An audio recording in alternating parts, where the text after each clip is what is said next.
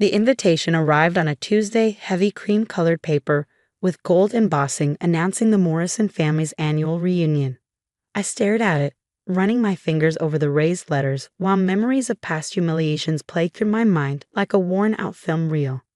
My name is Olivia Morrison, but these days I go by Liv Carter in the business world. 10 years ago, I was the family's greatest disappointment, the girl who walked away from our family's banking empire to pursue foolish dreams of working in hospitality. The phone rang, interrupting my thoughts. My cousin Diana's name flashed on the screen. I already knew why she was calling. Olivia. Her voice dripped with artificial sweetness.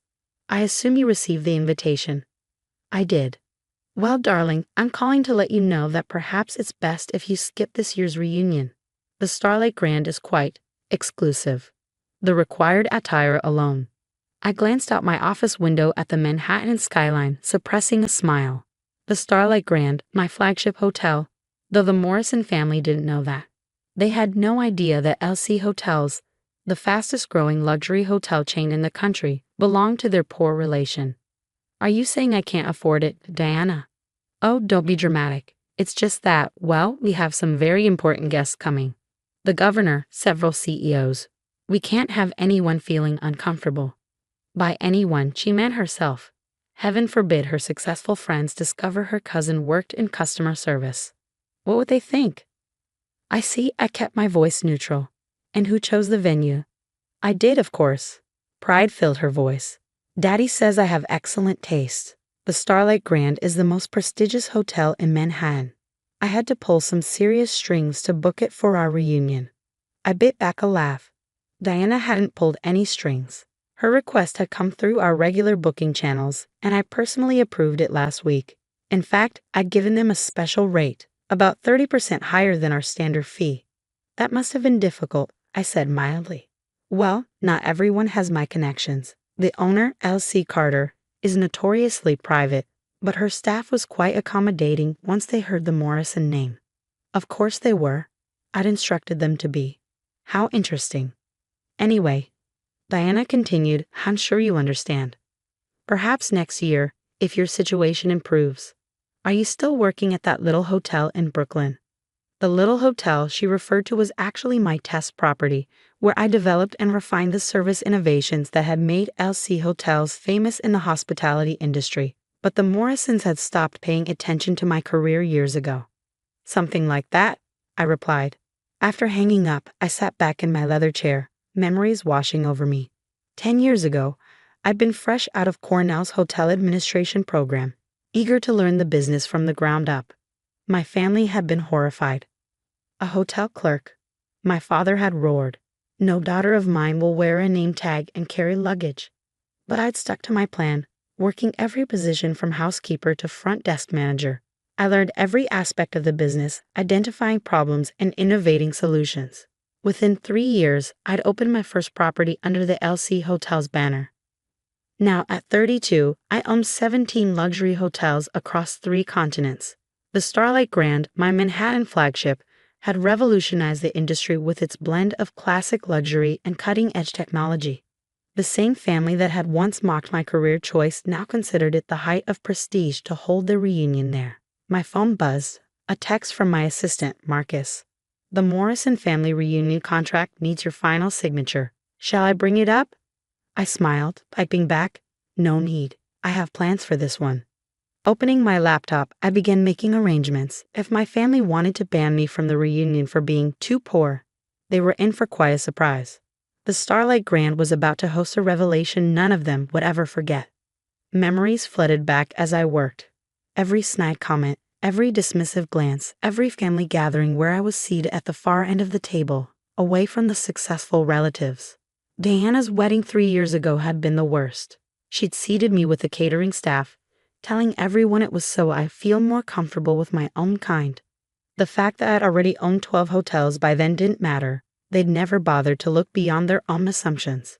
My sister Madeline had been the only one to stay in touch, though even she didn't know the full extent of my success. She called just as I was finalizing the arrangements. Liv, Diana called me. She said she had to uninvite you from the reunion.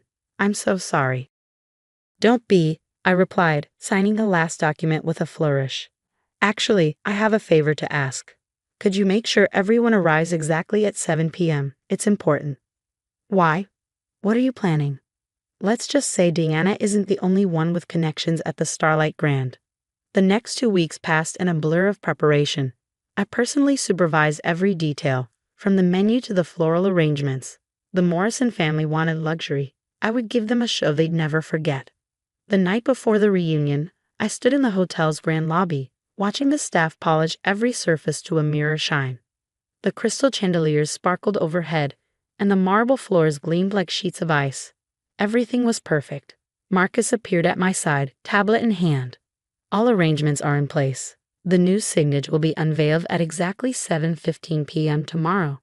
Are you sure about this? I nodded, thinking of Diana's condescending phone call, of years of subtle and not-so-subtle humiliation.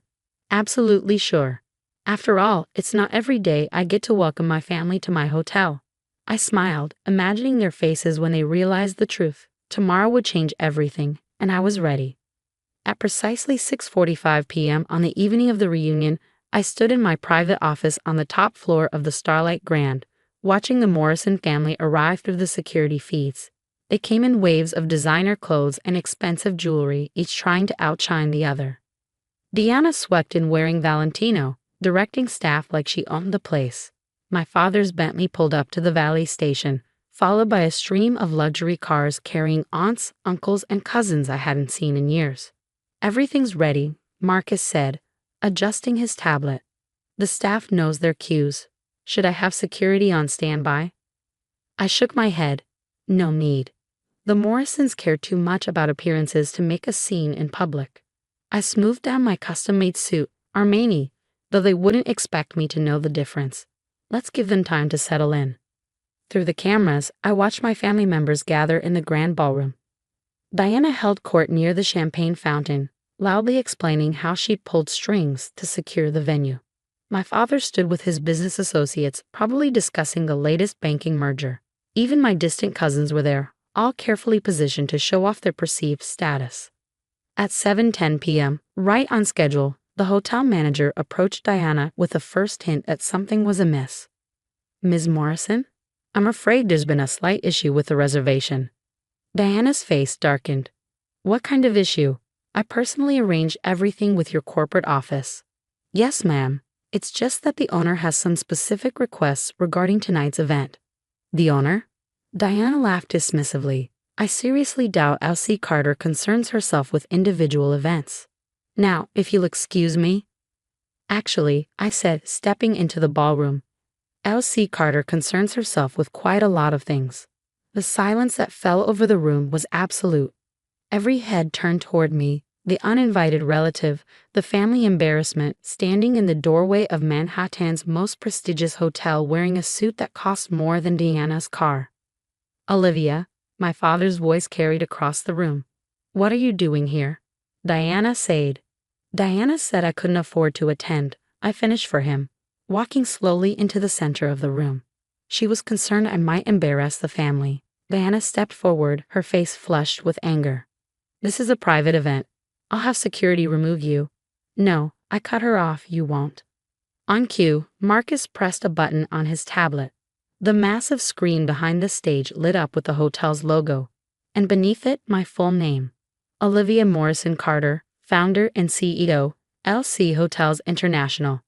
The gasps were audible. Diana's champagne glass slipped from her fingers, shattering on the marble floor. That's not possible, she stammered. Would you like to see my business cards? I asked sweetly. Or perhaps the deed to the building. I have those right here. I patted the leather portfolio under my arm. My father pushed through the crowd, his face a mix of shock and something else. Was it pride? You own the Starlight Grand? And 16 other properties across 3 continents, I confirmed. Though this one is special. It's where I started my career, as a junior housekeeper, while all of you were laughing at my foolish career choice. The memory surfaced again. Diana mocking my name tag, my aunts whispering about wasted potential, my cousins excluding me from family photos because I didn't fit the image. All those years, I continued, my voice carrying in the stunned silence. While you were so busy looking down on me, you never bothered to look up. to see what I was building. The little hotel in Brooklyn Diana loves to joke about? It's my innovation lab, where we develop the systems that have revolutionized the luxury hotel industry. Marcus stepped forward, distributing folders to key family members. Inside you'll find the true story of LC Hotels, along with documentation of your rather interesting booking for tonight's event. Diana snatched her folder, her hands shaking as she opened it. Her eyes widened at the numbers. This can't. The rate you charge us is about 30% above our standard fee, I confirmed. Consider it a family discount, in reverse. My sister Madeline burst out laughing from somewhere in the crowd.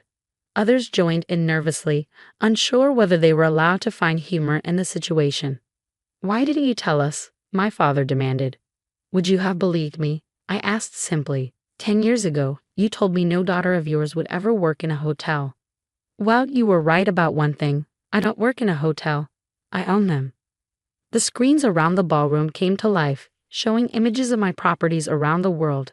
The sunset view from our Maldives resort, the snow-capped peaks surrounding our Swiss chateau, the glittering skyline visible from every room of our Dubai tower. As for tonight's reunion, I continued, your reservation hasn't been canceled. You're welcome to stay. In fact, I've arranged a special tour of the property. I think it's time you saw what a career in customer service really looks like. Diana stepped forward, her composure cracking. Olivia, we never met. Yes, you did. I cut her off gently. You meant every snide comment, every exclusion, every moment of mockery. But that's okay, because while you were all so busy maintaining appearances, I was building something real. I turned to the assembled crowd, raising my voice slightly. Welcome to the Starlight Grand. My staff will show you to your upgraded suites, though I'm afraid Diana's room had to be downgraded due to a last-minute VIP booking. The irony wasn't lost on anyone. Diana's face flushed deep red as she realized she'd be staying in the same category of room she'd once mocked me for cleaning. As the family dispersed, guided by my impeccably trained staff, my father lingered behind. I was wrong, he said quietly, about everything. I studied him for a moment, seeing for the first time uncertainty in his eyes. Yes, you were. But would you like to know the best part about owning 17 hotels, Dad? He raised an eyebrow questioningly. I have 17 different presidential suites where you can stay while you figure out how to make things right. A small smile cracked his serious expression. Where did you learn to negotiate like that? Probably the same place I learned about hospitality, by starting at the bottom and working my way up. Something this family never understood. Later that night, after the tours were complete and the family had settled into their rooms, Diana's notably smaller than the others, I stood in my private penthouse looking out over the city. Marcus brought in the final numbers for the evening. Your family seems subdued, he observed. I laughed. Amazing what a little perspective can do. Did you see Diana's face when she realized her room doesn't have a city view? Are you going to tell them about the expansion? The new properties in Paris and Tokyo. I smiled, thinking of the contracts sitting on my desk. The Starlight Grand was just the beginning. Let's save something for next year's reunion. After all, every good hotelier knows the importance of repeat business. As the city lights twinkled below, I thought about the long journey from that first day as a housekeeper to this moment. Success wasn't about proving them wrong, it was about proving myself right. And sometimes the best revenge isn't served cold. It's served with a complimentary upgrade and a spectacular view. My phone buzzed with a text from Diana. Can we talk tomorrow? Please? I typed back a simple response. Of course. I believe your breakfast reservation is at 9 a.m. I own that restaurant too. Sometimes the greatest luxury isn't in the thread count of the sheets or the height of the ceiling. It's in the simple pleasure of finally being seen for who you really are. And as I looked out over my hotel empire, I knew that tomorrow would bring a new chapter in the Morrison family story. After all, every great hotel knows that the key to success isn't just in providing a room, it's in creating an experience they'll never forget.